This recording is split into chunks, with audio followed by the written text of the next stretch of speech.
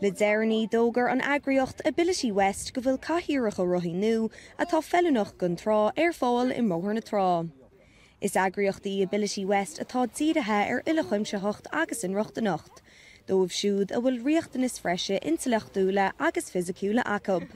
Bunaíodh Ability West seasca is a dó bliain ó chin, agus inis tá breis is 600 duine óg agus duine fásta in Nália ag buint úsáide as na seirbhísí a chuirtear fáil.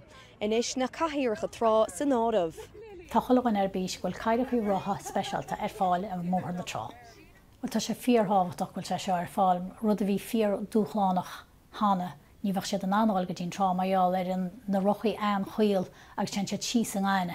A chunis maiall na Rothaí mór leanna se tar na Cathaoireacha seas John Chabad níos éascáil bhil go dtín trá agus chuil isteach fiúháin isteach san isce más mata siad a géir agus úmpinn siad canal isteach an na mar blúns na Rothaí se agus tá sé éascáil bhil isteach san isce agus heachtamach agus tá sé nóns éon duine. Dearú na Cathaoireacha seo agus speisialta le deis a thuirt dóibh siúd a bhfuil riachtanas freise acab eispéras iscach ceart a bheith acab an trá.